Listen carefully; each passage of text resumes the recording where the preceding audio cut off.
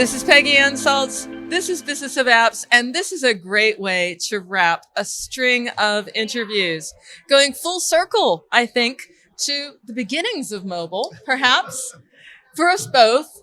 That's Mick right. Rigby, CEO, founder, Yodel Mobile, but of course, much, much more of that, much, much more as a person as well, because you're also my go-to person for thoughts about the industry, yes, but also music tips.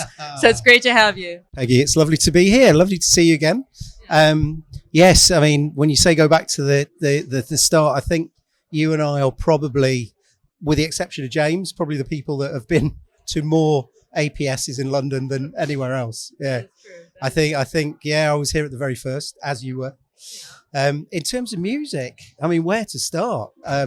What I like about you is that you've got a good music taste, and I would like to say that I have the same. So, yeah, well, you know, if you want to know any more bands, just let me know. What are your, your clients? What are they thinking about? How are they staying creative and fresh? And where do you get ideas to perhaps, assist them with that? What we're starting to see, or what we have been seeing the last couple of years, is that people in general aren't downloading as many apps as perhaps they used to.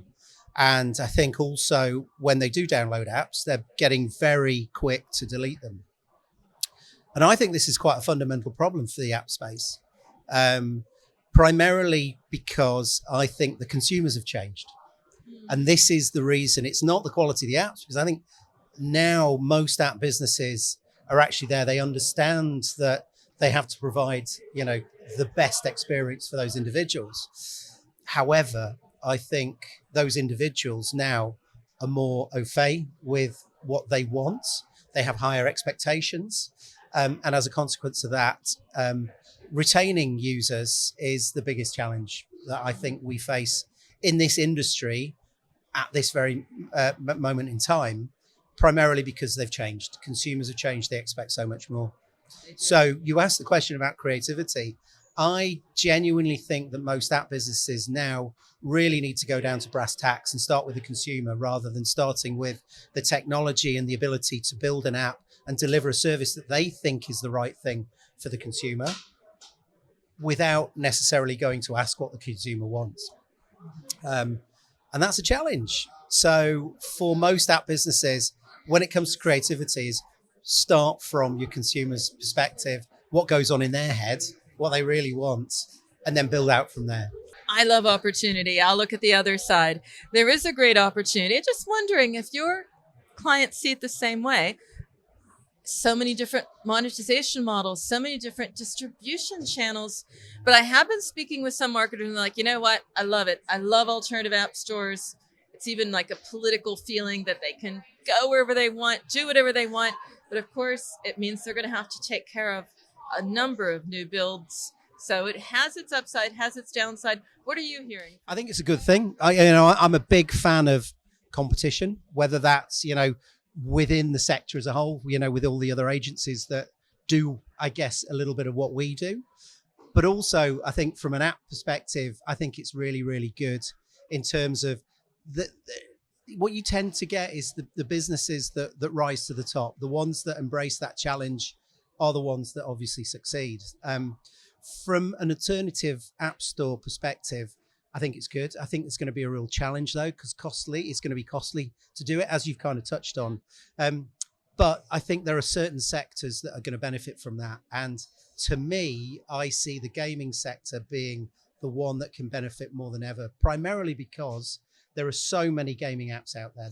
There's more apps for casual and social gaming than there are pretty much for any other app out there.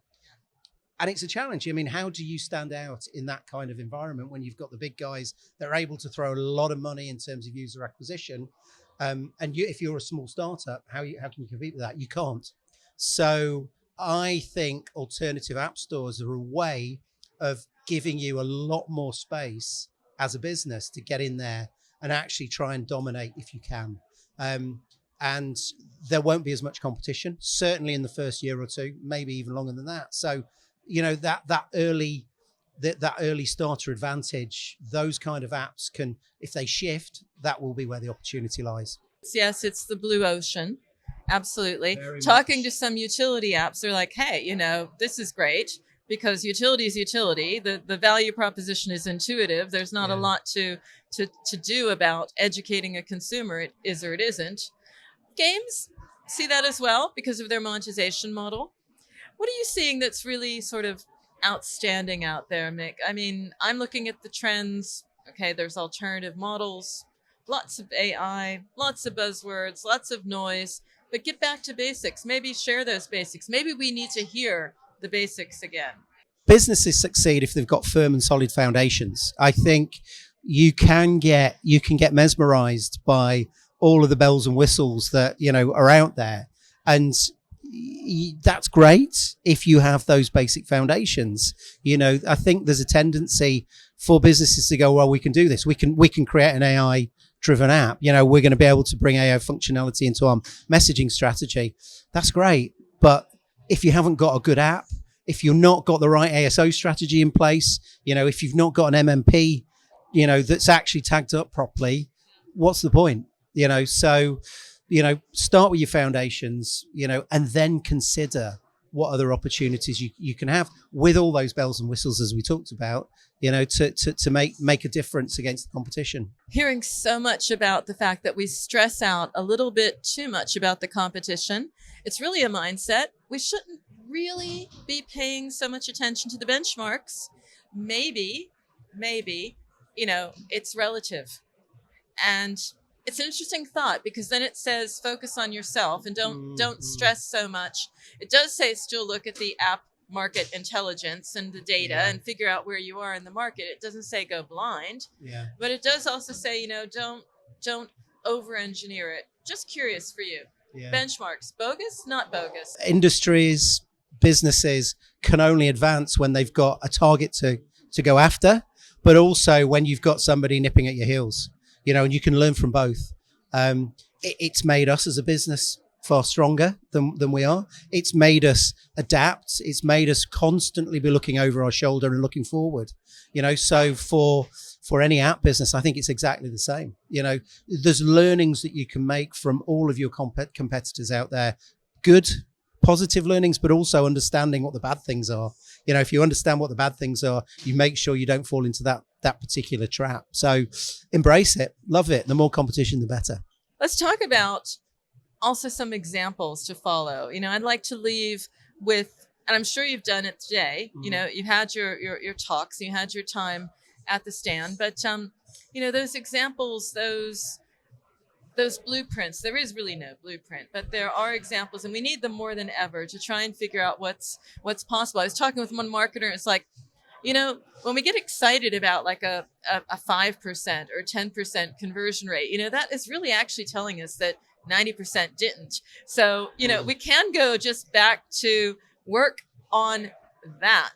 We don't have to think about the next big thing, you said yourself. So some examples of doing more with less, small changes that make a big difference, something inspiring from this show. The hardest thing you can do is make a step change impact. Primarily because being able to achieve that kind of impact is one of the hardest things to do. So I'm a great believer in something called marginal gains. And marginal gains is where you make lots of little changes every week, every month, every 6 months. And by doing multiple small changes, they add up to a step change impact. So, for instance, if you're doing 5 things that have a 1% impact, arguably you're making a 5% impact just like that.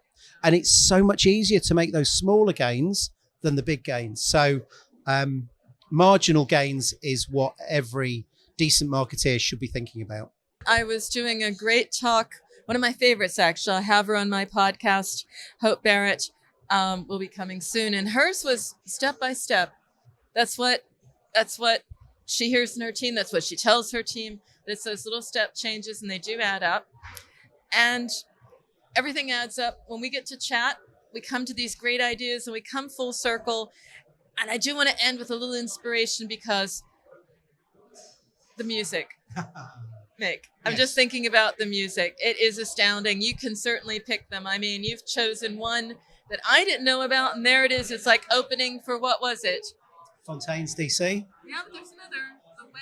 Oh, Wet Leg. Wet leg. Yeah. So Very, these very couple of cool. years ago when we were talking about it, Yeah. neither of those were anyway, but they are They are exceptionally good phenomenal. bands. Yeah. So I have to end with what's on your radar in music, Mick. So there's a folk rock band called the Staves. They're good. I think you'll like them. Yeah, they've got some great stuff coming out. I'm really into English Teacher. It's quite punky. Yeah, and a blast from the past, a band called Ride, big shoegazers in the 90s, and they've been bringing out some great stuff. And their latest album was out a couple of weeks ago. Some blinders on there. Back to good basics, a little bit rocky. You can't go wrong.